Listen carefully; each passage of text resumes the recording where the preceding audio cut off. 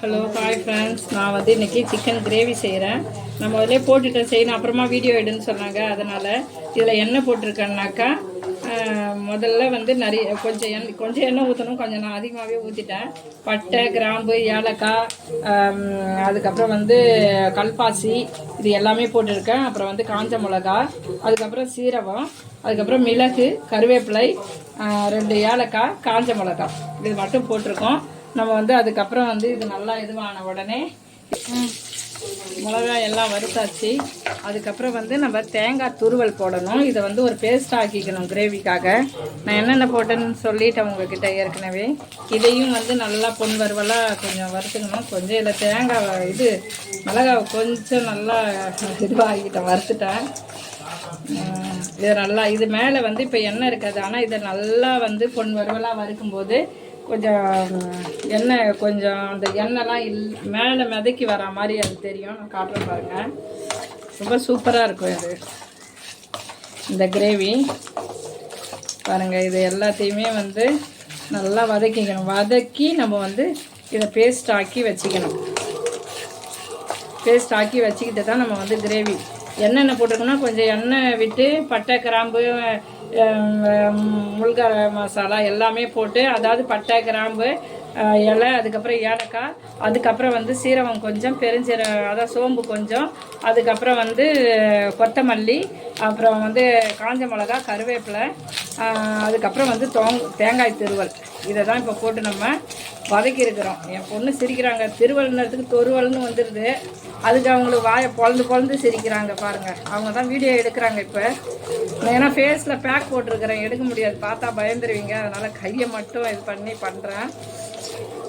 அதுக்கப்புறம் வந்து நம்ம என்ன பண்ணலான்னு நான் அடுத்த வீடியோவில் காட்டுறேன். நம்ம வந்து கிரேவியை ரெடி பண்ண எண்ணெய் போடுறோம், எண்ணெய் ஊற்றுறோம் திட்டமாக. நான் கொஞ்சம் அதிகமாகவே நல்லெண்ணெய் தான் ஊற்றணும். சாரி வரேன் இருங்க. சாரிப்பா, நான் வந்து நல்லெண்ணெய் பாருங்கள், நல்லெண்ணெய் ஊற்றுறதுக்கு இது ஏன்னா சிக்கனே சூடு, அதனால் நல்லெண்ணெய் தான் ஊற்றணும். நல்லெண்ணெயில் தான் இதை செய்யணும். நல்லெண்ணெயில் செஞ்சால் தான் அது வந்து நல்லாயிருக்கும். அதனால் நல்லெண்ணெயில் செஞ்சுக்கலாம். எண்ணெய் ஊற்றிருக்கோம். இப்போது நம்ம அதில் சோம்பு, நாங்கள் பெருஞ்சீரகம்னு சொல்லுவோம். சோம்பு பாருங்கள், சோம்பு போடுறோம். நம்ம அதுலேயும் அரைக்கிறதுக்கு மசாலாவில் போட்டிருக்கோம், இதுலேயும் போடுறோம். நம்ம இதுலேயும் போட்டுட்டு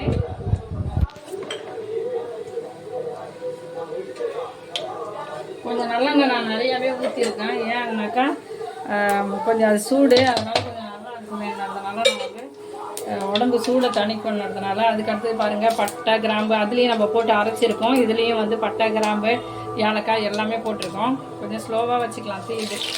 இதையும் போட்டுட்டு அதுக்கப்புறம் வெங்காயம், தக்காளி அரிஞ்சு வச்சுருக்கேன். நம்ம இதில் போட்ட நிறைய கொஞ்சம் எண்ணெய் ஊற்றிருக்கேன். இப்போது நம்ம வெங்காயத்தை போட்டு இதில் வதக்கிக்கலாம். பட்டை, கிராம்பு, சோம்பு எல்லாத்தையும் போட்டுட்டு அதுக்கப்புறம் வந்து நம்ம ஆனியனை போடுறோம். ஆனியனை போட்டு நல்லா வதக்குறோம். நல்லெண்ணெயில் செஞ்சால் தான்ப்பா, ஏன்னா சூடு. உங்களுக்கு எந்த எண்ணெயோ, ஆனால் சூடுன்றதுனால நான் எப்பவுமே கிரேவி செஞ்சேனாக்கா கொஞ்சம் நல்லெண்ணெயில் தான் நான் செய்வேன். பாருங்கள், இது நல்லா வதங்கணும்.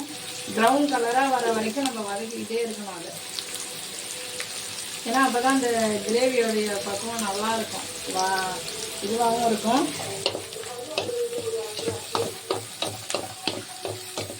இது நல்லா கொஞ்சம் ப்ரௌன் கலராக வதங்கணும். வதங்கினதுக்கப்புறம் பாருங்கள், கொஞ்சம் கருவேப்பிலை போட்டுக்கிறோம். அதுலேயும் போட்டு அரைச்சிருக்கோம்.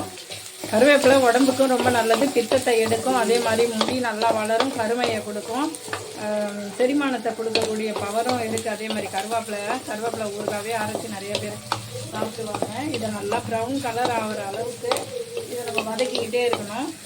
அதுக்கு ஓகேவா? ஓகே. அதுக்கப்புறம் நம்ம இஞ்சி பூண்டு பாருங்கள் அரைச்சி வச்சுருக்கேன். நம்ம நல்லா கொஞ்சம் ப்ரௌன் கலராக வந்துருச்சு. நம்ம வந்து இஞ்சி பூண்டு விழுது, இதுவும் நல்லா பச்சை வாசனை போன உடனே நம்ம வந்து தக்காளி பழம் முதல்லே போட்டால் அடி பிடிச்சிக்கும். அதனால் வந்து நம்ம வந்து வெங்காயம் நல்லா கொஞ்சம் ப்ரௌன் கலராக வந்திருக்கு, உங்களுக்கு தெரியுதான்னு தெரியல. நம்ம அந்த மாதிரி போட்டுட்டு வெங்காயம் போட்டுட்டு அது நல்லா வதங்கினதுக்கு அப்புறமே வந்து நம்ம வந்து இஞ்சி பூண்டு போட்டு நல்லா வதக்கணும்.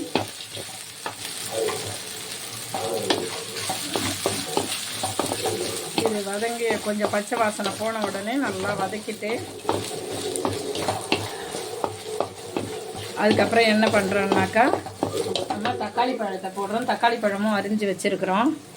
அளவுலாம் உங்களுக்கு திட்டமாக நீங்கள் கறி எவ்வளோ எடுக்கிறீங்களோ அதுக்கு தகுந்த மாதிரி தான் நீங்கள். ஸோ நான் வந்து ஒரு 100 ரூபாய்க்கு தான், ஏன்னா யாரும் சாப்பிட மாட்டாங்க சிக்கனு, கிரேவி மட்டும்தான் எடுத்துப்பாங்க. அதனால் நான் வந்து 100 ரூபாய்க்கு தான், 100 ரூபாய்க்கா இல்லை அரை கிலோவான்னு எனக்கு அது தெரியல. அதனால் எடுத்துகிட்டு வந்தாங்க வீட்டில். அதுக்கு தகுந்த மாதிரி உங்களுக்கு தேவையான அளவு உங்களுக்கு தெரியும். இதில் வந்து அளவு சொல்கிறதுக்கு இல்லை. ஏன்னா வந்து வெங்காயம் எவ்வளோ சேர்க்குறோமோ அவ்வளவும் அந்த கிரேவி வந்து ரொம்ப சூப்பராக இருக்கும். ஏன்னா சூடை தணிக்கும். ஆனியன் வந்து ரொம்ப குளிர்ச்சி இல்லைங்களா, அதனால் வீடியோ எடுக்கிறதுக்கு ஒருத்தவங்களுக்கு கால் வலி பயங்கரமாக இருக்குது, துடிக்கிறாங்க துடின்னு.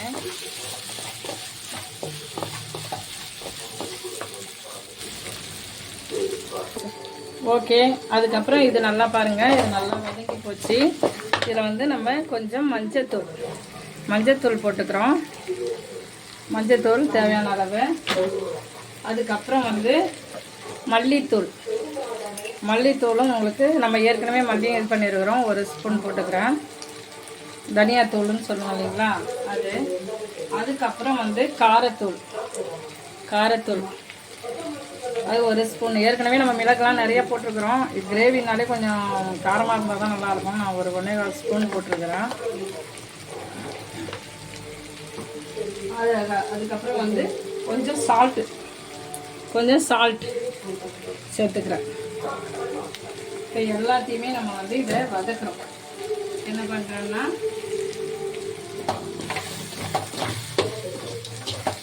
இது எல்லாத்தையுமே நல்லா வந்து வதக்குறோம். உப்பு எல்லாமே போட்டாச்சு. போட்டுட்டு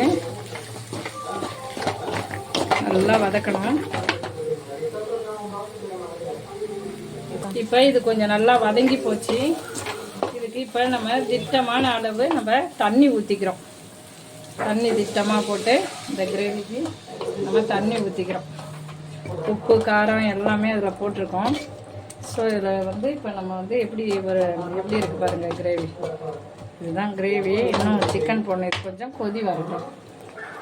இது கொஞ்சம் நல்லா கொதி வந்த உடனே நம்ம வந்து சிக்கனை போட போகிறோம்.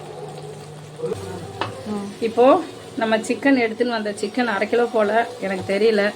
இப்போ நம்ம சிக்கனை வந்து இதில் போட்டுக்கிறோம். அந்த கிரேவி கொஞ்சம் அந்த பச்சை வாடெல்லாம் போட உடனே கொஞ்சம் கொதி வந்த உடனே நம்ம வந்து சிக்கனை போட்டுக்கிறோம். சிக்கனை போட்டு இந்த இதில் மசாலாவில் அப்படியே நம்ம வந்து ஃபிட் பண்ணுறோம். ஏன்னா சிக்கன்லேயே கொஞ்சம் தண்ணி வரும். அதனால் தண்ணி எதுவுமே நம்ம ஊற்ற தேவையில்லை. கிச்சனில்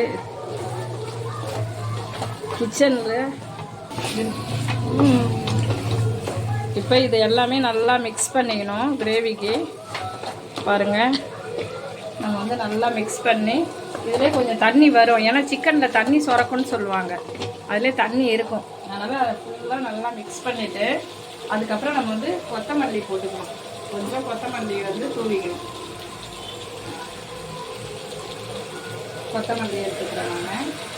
கொத்தமல்லி சரியான கொத்தமல்லியாக இல்லை.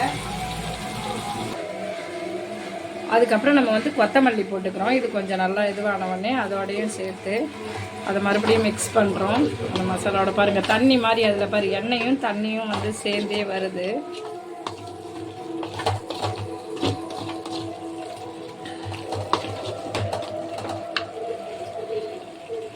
இப்போது ஓகே, நம்ம நல்லா வதங்கிடுச்சு. அதிலே நீரெல்லாம் வந்துடுச்சு பாருங்கள். அதுக்கப்புறம் வந்து இதை பாருங்கள், மசாலா நம்ம அரைச்சி வச்சிருவோம். ஏற்கனவே தேங்காய் அந்த மசாலா எல்லாமே வந்து மிளகு, சீரகம், காஞ்ச மிளகாய் எல்லாம் இருந்தது இல்லைங்களா, அந்த இதை ஃபுல்லாக இதில் ஊற்றிக்கணும். இதுதான் நமக்கு வந்து கிரேவிக்கான ஸ்பெஷலு. ஊற்றிட்டு அதை நல்லா கலரிக்கணும்.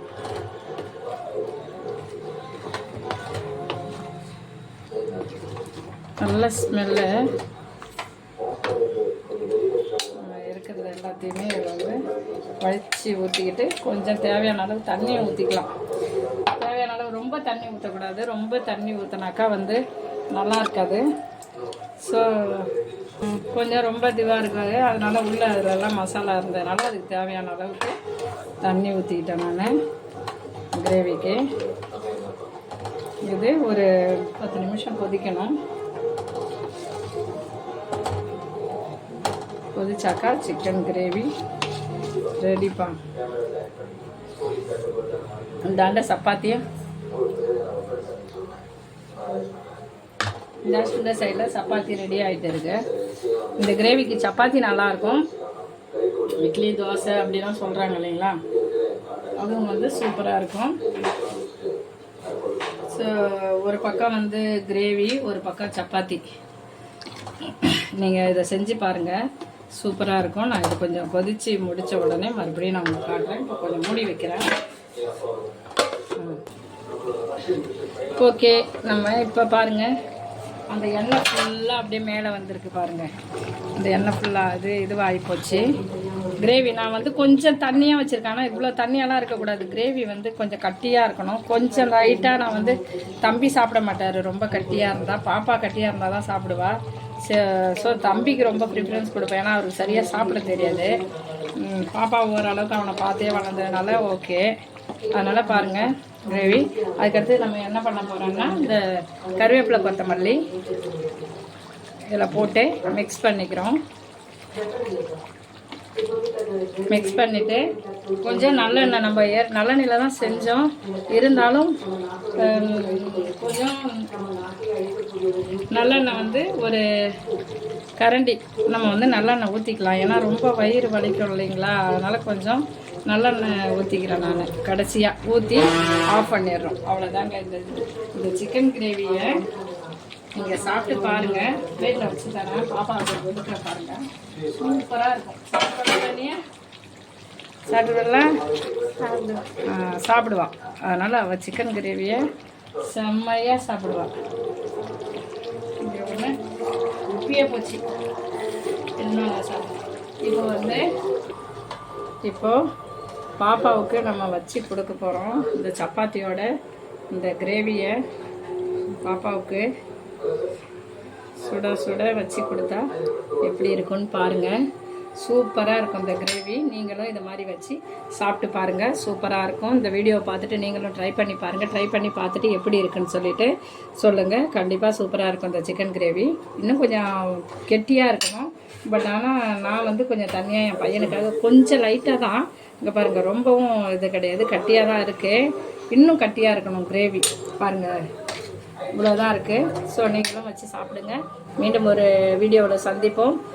சப்பாத்தி நல்லாயிருக்கும், இட்லி நல்லாயிருக்கும், இந்த சாதத்துக்கும் நல்லா இருக்கும். பட் ஆனால் சப்பாத்திக்கு ஸ்பெஷல், சப்பாத்தி பூரிக்கு ஸ்பெஷல்.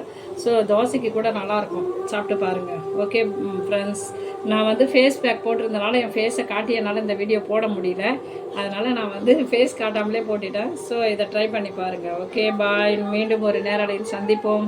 உங்களிடம் விடைபெறுவது உங்கள் கல்கி. பாய் பாய் பாய்.